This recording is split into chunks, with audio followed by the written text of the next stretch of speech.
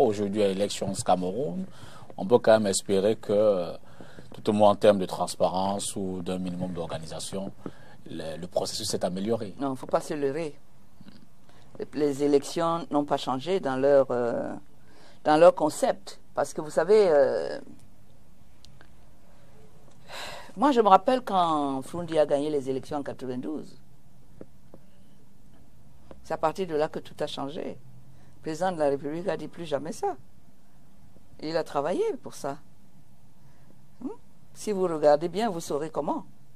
Vous verrez, lisez les textes, regardez les différents acteurs d'une élection, leur position, comment ils ont été nommés, les textes, et puis vous verrez que, bon, il n'y a pas moyen.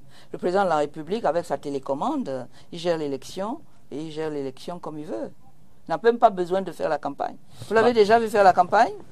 Mais il a ses émissaires. Oui, mais attendez, une élection présidentielle... Oui, on l'a vu au Kama, je crois...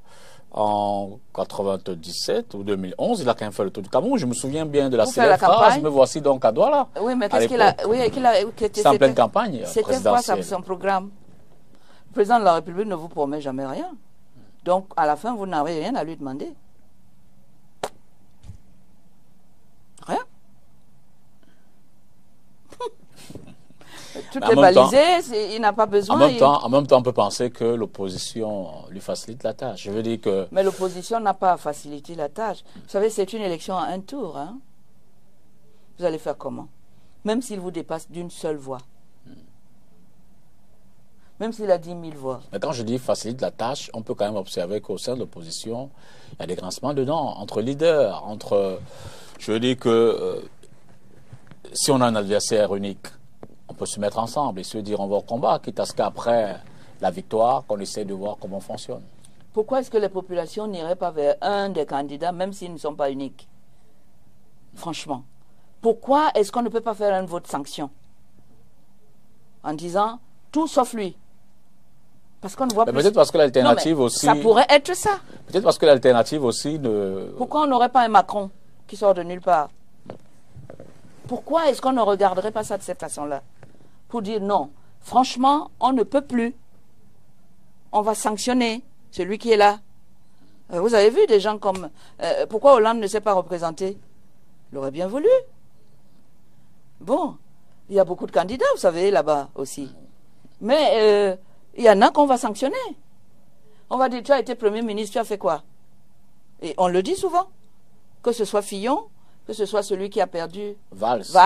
Voilà. Qu'est-ce que nous, on répond à ça? Vous croyez que l'opposition, c'est qui? C'est quelqu'un qui sort de chez nous et qui dit ce qu'on nous impose là. Moi, je vois les populations souffrent trop. Il ne faut pas qu'on continue comme ça. Bon, faites au moins ça. Chacun doit jouer sa partition. Ce n'est pas qu'on dit les partis d'opposition. Vous pouvez les sanctionner même tous et prendre un inconnu et dire, bon, nous, on va donner celui-ci. Mais il faut se préparer. Il faut peut-être lui préparer des projets, négocier avec lui en disant, si tu fais ça, nous tous, on va voter pour toi. Et aller ameuter les troupes. Ce n'est pas une affaire opposition, machin. Ça nous regarde. Une élection, c'est d'abord l'électeur, le roi. Alors, quelle est la responsabilité de l'électeur là-dedans?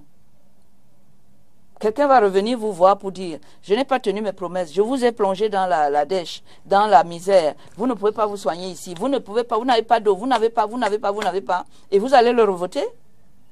Quand même. Et vous allez rejeter la responsabilité sur les partis d'opposition?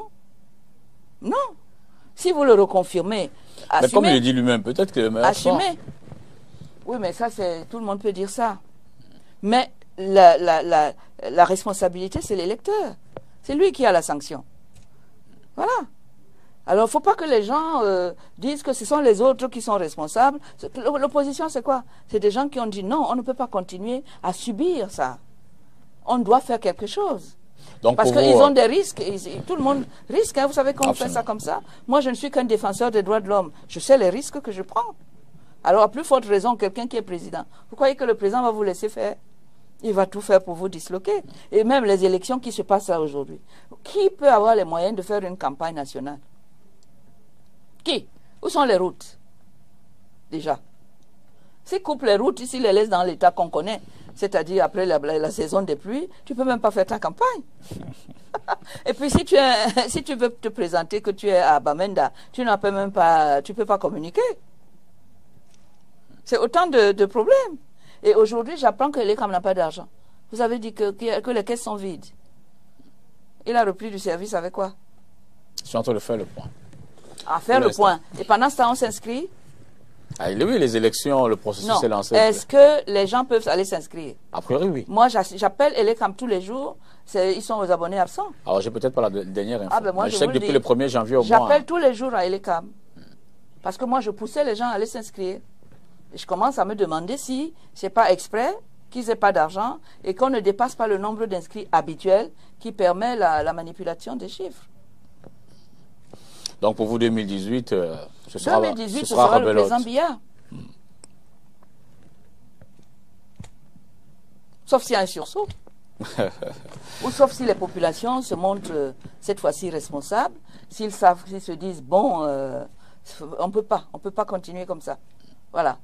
On ne peut pas, en plus, il arrête tous nos gens, il met en prison nos hommes, nos femmes, nos enfants, nos patrons. Ça va être le chômage encore plus grave qu'avant, déjà qu'il n'y avait pas beaucoup d'emplois. Alors, si les gens se disent, non, là, vraiment, mieux vaut le diable que lui, là, ils prendront leurs responsabilités. Mais sinon, tout est prêt pour que ce soit le président Biya.